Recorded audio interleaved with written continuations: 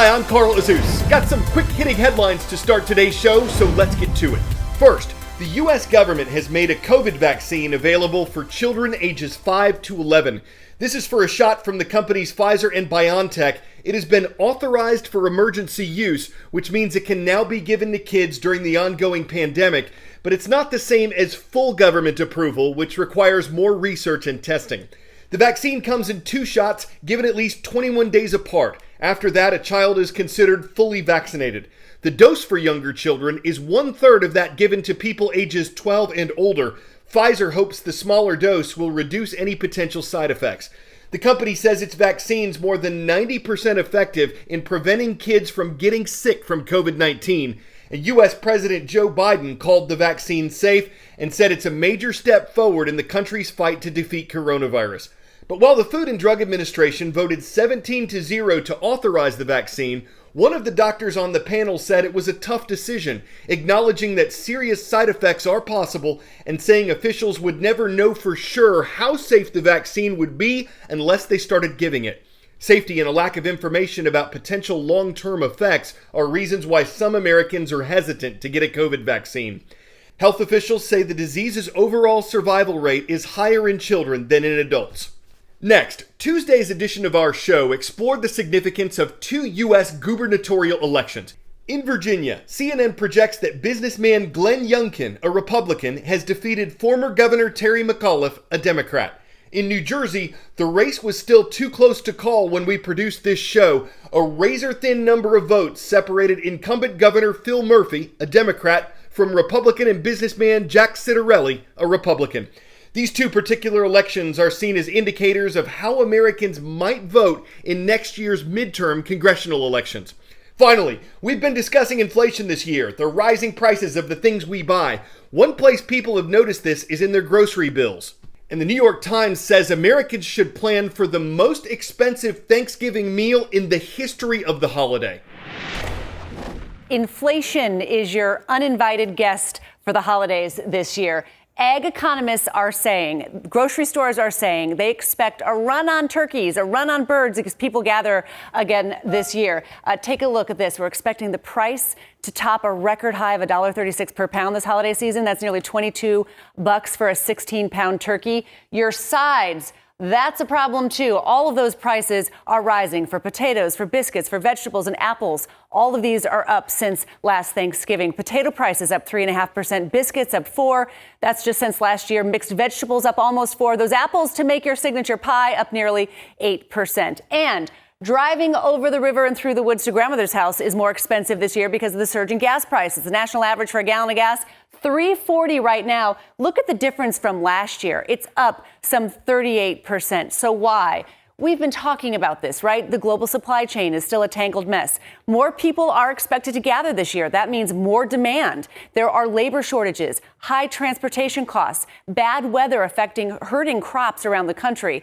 The early bird in this case gets the turkey. Ag economists warn the risk is everyone at the same time will be trying to buy their ingredients. Be flexible, shop now.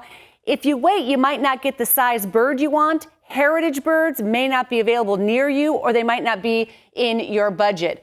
So that means get shopping. The National Grocers Association says there is plenty of food in the supply chain, but consumers should secure those must-haves in a timely fashion to have the favorites on the holiday table. 10-second trivia. Which of these countries has the highest population density? India, Israel, Singapore, or Bahrain? In terms of density, the answer is Singapore, though India has the largest overall population on this list.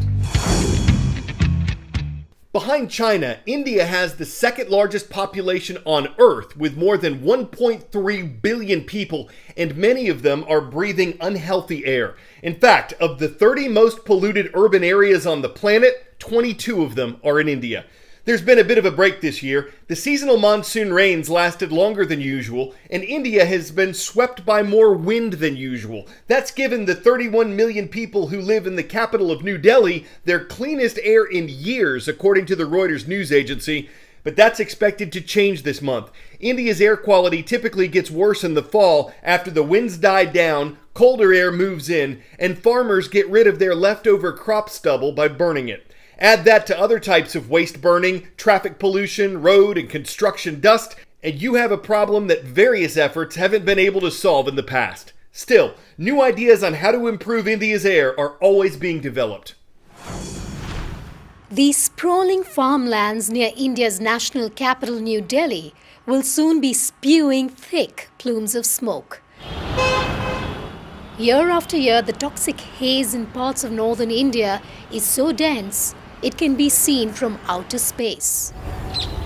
Agricultural residues, in this case rice straws, is burned by thousands of farmers to clear their fields for winter crops.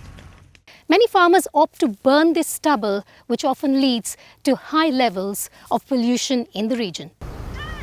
30-year-old Indian Vidyut Mohan is hoping to bring back cleaner air through sustainable energy to Delhi and its neighborhood. Along with his co-founder, Vidyut developed a small-scale portable machine in the year 2018 that converts agricultural waste into biofuel.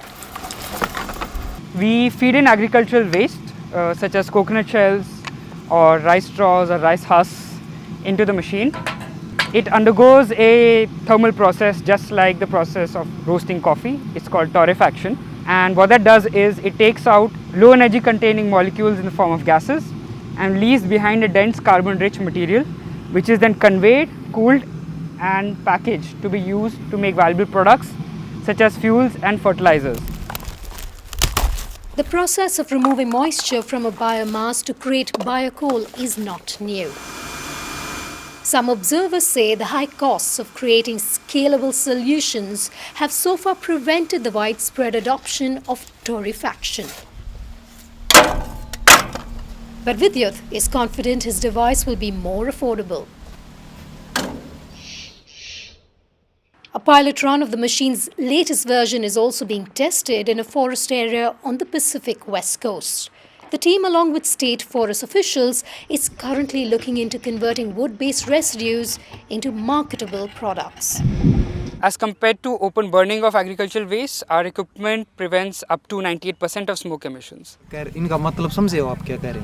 Rural farmer Kuldeep Huda says burning of crop residue is making their lands barren, but remains the cheapest option.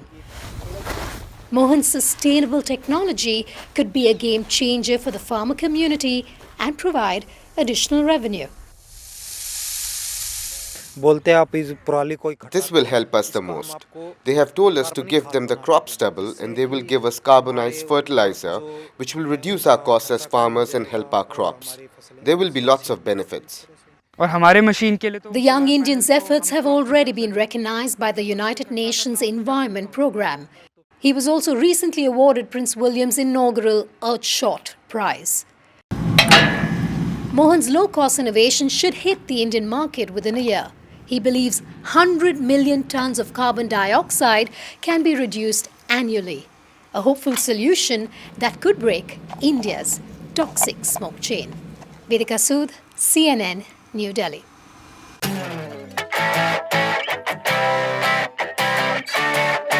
Don't know if this actually happened during Taco Tuesday on the ISS, but we do know that astronauts recently enjoyed a taco dinner after harvesting a mini crop of chili peppers grown in the orbiting laboratory. It took a while, 4 months to grow the peppers in space, and while they were enjoyed by astronauts who can lose some of their ability to taste and smell in zero gravity, they'll be studied for their viability on long-term space missions.